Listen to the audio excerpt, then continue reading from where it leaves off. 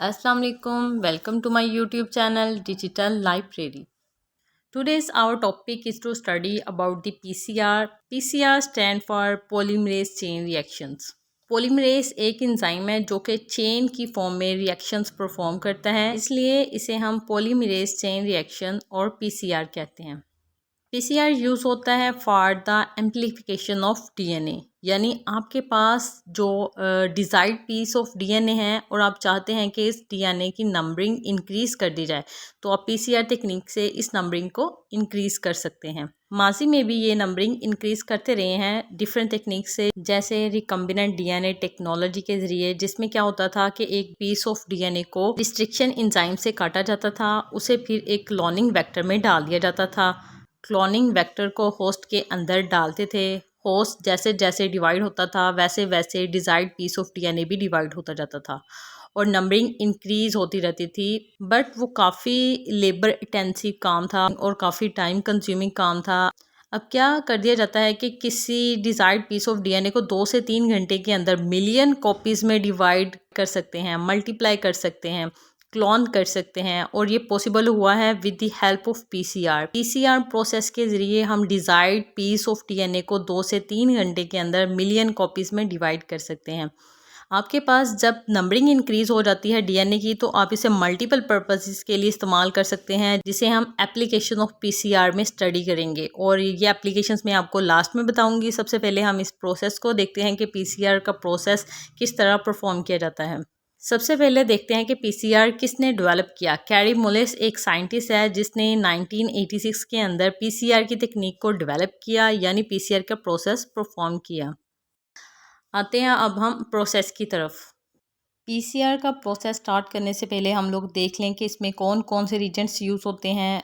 सबसे फर्स्ट और important PCR के रीजेंट्स में आ जाता है टेम्पलेट डीएनए, यानी आपके पास सबसे पहले डीएनए की सीक्वेंस होनी चाहिए जिसको आपने एम्पलीफाई करना है। इस टेम्पलेट डीएनए के अंदर आपकी डिजायर्ड सीक्वेंस भी होगी जिस पीस ऑफ डीएनए को आपने एक्चुअली में एम्पलीफाई करना है, क्योंकि ऐसा तो बहुत कम होता है कि पूरे का पूरा डीएनए एम्पलीफाई करना हो, क्योंकि डीएनए तो बहुत बड़ा होता है और पीसीआर के अंदर ये लिमिटेशन है कि वो बहुत बड़े डीएनए के साइज को एम्पलीफाई नहीं कर सकता। सो आपके पास एक टेम्पलेट डीएनए होगा जिसमें आपकी डिजायर्ड सीक्वेंस होगी जिसे आपने एम्पलीफाई करना है। इस डिजायर्ड सीक्वेंस को एम्पलीफाई करने के लिए आपके पास प्राइमर होने चाहिए जो कि इस डिजायर्ड सीक्वेंस की स्ट्रैंड्स के अगेंस्ट जाकर अटैच होंगे। तो प्राइमर डिज़ाइन किए जाते हैं अपनी मर्जी से। इस सीक्वेंस को देखकर प्राइमर को डिज़ाइन कर दिया जाता है। प्राइमर क्या करता है, इस सीक्वेंस के अगेंस्ट जाकर कंप्लीमेंट्री अटैच हो जाते हैं और फिर वहीं से जो स्ट्रैंड है आगे इलोंगेट होता है।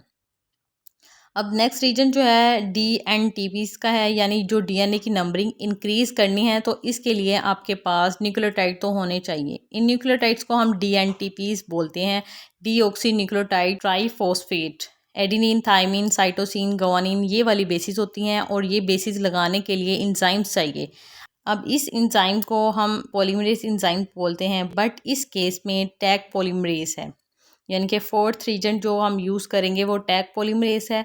It is stand for thermostable DNA polymerase 1, और ये थर्मस एक्वेटिक्स से निकाला है, यानी ये बैक्टीरिया की एक स्पीशी है जो कि हीट रेजिस्टेंट स्पीशी है। इस बैक्टीरिया से ये इंजाइम्स निकाला गया और पीसीआर में यूज़ किया जाता है। इस इंजाइम का फ़ायदा ये होता है कि ये हाई टेम्परेचर पर भी डिग्रेड नहीं होता या डी नेचर नहीं होता और सीक्वेंस न्यूक्लियोटाइड को लगाता जाता है। इसके अलावा फिफ्थ रीजन जो है पीसीआर बफर का है, इसको यूज़ किया जाता है। पीसीआर बफर पीएच को मेंटेन करने के लिए यूज़ होता है। And the next Regents magnesium chloride का है। मैग्नीशियम क्लोराइड को यूज़ किया जाता है, ये को फैक्टर है टैग पॉलीमरेज के लिए। टैग पॉलीमरेज की एक्टिविटी को इन्हेंस करता है। और seventh is the distilled water. Distilled water use किया जाता है जिसके अंदर ये सारे रीजेंट्स मिक्स कर दिए जाते हैं। ये सारे रीजेंट्स उठाकर एक ट्यूब के अंदर डाले जाते हैं जिसे पीसीआर ट्यूब बोलते हैं, और पीसीआर ट्यूब को फिर एक मशीन के अंदर ट्रांसफ़र कर दिया जाता है जिसे थर्मोसाइक्लर कहा जाता है या पीसीआर मशीन कहा जाता है। पीसीआर मशीन के अंदर 3 प्रोसेसेस होते हैं, यानी हर ट्यूब के अंदर ये एक ट्यूब है, इस तरह की और भी ट्यूब्स बनाई हैं। हर ट्यूब के अंदर 3 स्टेप्स हो रहे होते हैं इस मशीन की मदद से। पहला स्टेप होता है डीनेचरेशन का, and the second is the इनेलिंग, और तीसरा होता है इलोंगेशन। इनके नाम से ही आपको समझ आ रहा होगा कि डीनेचरेशन में क्या होगा। डीएनए जो है डीनेचर होगा यानी कि ओपन होगा। एनीलिंग में क्या होगा, प्राइमर जाकर अटैच होंगे अपने रिक्वायर्ड सीक्वेंस के साथ। इलोंगेशन में क्या होगा, डीएनए की न्यू स्ट्रैंड्स बनते जाएंगे। अब हम डिटेल से इन तीनों स्टेप्स को देखते हैं। पहला स्टेप है डीनेचरेशन का। पीसीआर मशीन के अंदर ये एबिलिटी है कि वो टेम्परेचर को बहुत इजीली राइज कर सकती है और बहुत इजीली इस टेम्परेचर को डाउन भी कर सकती है, और ये काफ़ी एक्सपेंसिव मशीन होती है। सबसे पहले स्टेप की तरफ जाते हैं। सबसे पहला स्टेप होता है डीनेचरेशन। डीनेचरेशन स्टेप के अंदर क्या होता है, टेम्परेचर दिया जाता है 95 डिग्री सेल्सियस।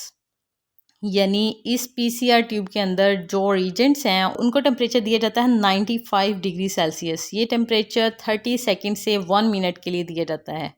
इस टेम्परेचर से डीनेचरेशन होती है। यानी ये जो आपका टेम्पलेट डीएनए है इसके अंदर ये टारगेट सीक्वेंस बने हैं ग्रीन कलर का। ये टेम्पलेट डीएनए ओपन हो जाता है। सो इस टेम्पलेट डीएनए के ओपन होने को हम डीनेचरेशन बोलते हैं। ओपन होने का मतलब है कि डबल स्ट्रैंड टूटकर सिंगल स्ट्रैंड में डिवाइड हो जाता है। और 95 डिग्री सेल्सियस ऐसा टेम्परेचर है जिसमें ये हाइड्रोजन बॉन्ड्स टूटते हैं और डबल स्ट्रैंड की हाइड्रोजन बॉन्ड टूटती है, बाकी के ये ऊपर वाले बॉन्ड्स नहीं टूटते। अगर हम 95 डिग्री सेल्सियस से ज़्यादा टेम्परेचर पर चले जाएंगे तो बाकी डिग्रेडेशन हो सकती है, तो फिर एम्प्लीफिकेशन ऑफ डीएनए नहीं हो पाती। पहला स्टेप क्या है, डीनेचरेशन। डीएनए स्ट्रैंड ओपन हो जाता है, हाइड्रोजन बॉन्ड्स टूट जाती है, फिर एकदम से इस मशीन के अंदर टेम्परेचर डाउन हो जाता है up to 45 to 65 degree Celsius. Mostly 50 degree Celsius use किया जाता है, बट अकॉर्डिंग टू प्राइमर। उनके प्राइमर का साइज़ क्या है, प्राइमर के अंदर जीसी कंटेंट क्या है, उसको देखते हुए टेम्परेचर डिसाइड कर दिया जाता है। इसको मेजर करने का अपना एक मेथड है। अब ये होगी डीनेचरेशन। अब नेक्स्ट है अनेलिंग प्रोसेस। अनेलिंग प्रोसेस में क्या होगा, टेम्परेचर इतना रखा जाएगा 45 to 65 degree Celsius for 30 to 45 seconds. इस टेम्परेचर में क्या होता है, ये जो प्राइमर आपने डाले हैं वो जाकर अपने टारगेटेड सीक्वेंसेस के साथ जाकर अटैच हो जाते हैं, कम्प्लीमेंट्री सीक्वेंसेस के साथ जाकर अटैच हो जाते हैं। अब ये डीएनए के स्ट्रैंड्स आपस में जुड़ने से पहले ही अटैच हो जाते हैं। ये प्राइमर इसके साथ अटैच हो जाते हैं क्योंकि ये छोटे होते हैं। प्राइमर दो टाइप के होते हैं, forward primer and reverse primer. यहाँ पर सीक्वेंस देखें, ये सीक्वेंस है 5 प्राइम टू 3 प्राइम इस डायरेक्शन में, और इसके ऑपोजिट क्या है 5 prime to 3 prime opposite direction में। तो प्राइमर दो टाइप के होंगे। एक प्राइमर जैसे ही ऊपर वाली स्ट्रैंड के साथ आकर अटैच होगा तो इसमें यहाँ से 5 प्राइम टू 3 प्राइम सीक्वेंस इस तरह से बिल्ड होगी इस डायरेक्शन में। इसे हम कहेंगे फॉरवर्ड प्राइमर। फॉरवर्ड डायरेक्शन में ये अनीलिंग करेगा। ओके, इसके अगेंस्ट अगर हम दूसरे स्ट्रैंड को देखें जो कि इस तरह 5 टू 3 प्राइम की डायरेक्शन में है, तो इसके ऊपर प्राइमर आकर अटैच होगा 5 प्राइम टू 3 प्राइम, ऐसे ये अनीलिंग कर रहा होगा, तो इसे हम रिवर्स प्राइमर कहेंगे। ऐसे ये सिंथेसिस करेगा डीएनए की। This is the second step of PCR which is called annealing, जिसमें प्राइमर जाकर अटैच हो जाता है। जैसे ही प्राइमर अटैच हो जाता है और ये टाइम ड्यूरेशन 30 टू 45 सेकेंड पूरा हो जाता है तो थर्ड स्टेप एक्टिव हो जाता है। मशीन के अंदर टेम्परेचर थोड़ा सा राइज हो जाता है 72 डिग्री सेल्सियस 1 मिनट के लिए, तो ये टेम्परेचर रहता है 72 डिग्री सेल्सियस टेम्परेचर। और 72 डिग्री सेल्सियस टेम्परेचर में इलोंगेशन का प्रोसेस हो रहा होता है। 72 डिग्री सेल्सियस एक ऑप्टिमम टेम्परेचर है फॉर टैग पॉलीमरेज एंजाइम्स। और टैग पॉलीमरेज एंजाइम्स क्या करेगा, जैसे ही ये टेम्परेचर उसे मिलेगा वो प्राइमर को ढूंढकर उसके साथ जाकर अटैच हो जाएगा। जैसे ही अटैच होगा तो इस टेम्परेचर पर डीएनटीपीस को पकड़कर यहाँ पर डीएनए की स्ट्रैंड न्यू स्ट्रैंड बनाना स्टार्ट कर देगा। इस तरीके से डीएनए का न्यू स्ट्रैंड बनता जाएगा। तो इस प्रोसेस को बोलते हैं इलोंगेशन, जो कि तकरीबन 1 मिनट तक जो डीएनए का स्ट्रैंड है वो इलोंगेशन करता रहेगा। इस तरीके से सीक्वेंसेस बिल्ड होती जाएंगी। तो एक डबल डीएनए स्ट्रैंड से 2 डबल स्ट्रैंड बिल्ड हो चुकी हैं।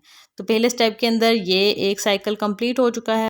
पहले साइकिल के अंदर ये एक डीएनए से 2 बनेंगे। अब ये जो 2 डीएनए बन चुके हैं इनकी स्ट्रैंड दोबारा से फिर ओपन होगी, डीनेचरेशन होगी, दोबारा से अनीलिंग होगी, प्राइमर आकर अटैच होगा और फिर इलोंगेशन होगी। यानी कि 2 डबल स्ट्रैंडेड डीएनए से 4 बनेंगे, फिर 4 से 8, 8 से 16, 16 से 32। इस तरीके से ये प्रोसेस आगे बढ़ता रहेगा।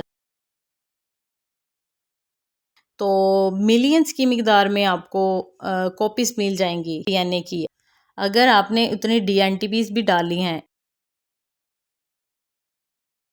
इसमें एक और छोटा सा स्टेप बता दूं कि जब आप प्रोसेस स्टार्ट करते हैं पीसीआर का, तो इसमें प्री डीनेचुरेशन में आप 5 मिनट तक 95 डिग्री सेल्सियस पहले स्टेप के अंदर आप एक्स्ट्रा प्रोवाइड करते हैं 5 मिनट्स के लिए, ताकि जितनी भी डीएनए टेम्पलेट्स वहाँ पर मौजूद हैं वो कम्प्लीटली ओपन हो जाएं। और जैसे ये साइकिल कंप्लीट हो जाए फिर लास्ट साइकिल के अंदर पोस्ट इलोंगेशन करते हैं, यानी इलोंगेशन के स्टेप को 10 मिनट्स तक और ज़्यादा आगे ले जाते हैं, ताकि जितनी भी स्ट्रैंड्स बाकी बची हैं, डीएनटीपीस बाकी बची हैं, वो टैग पॉलीमरेज उन्हें उनके अकॉर्डिंग लगा दे और आपके पास सारे स्ट्रैंड्स कंप्लीट हो जाएं।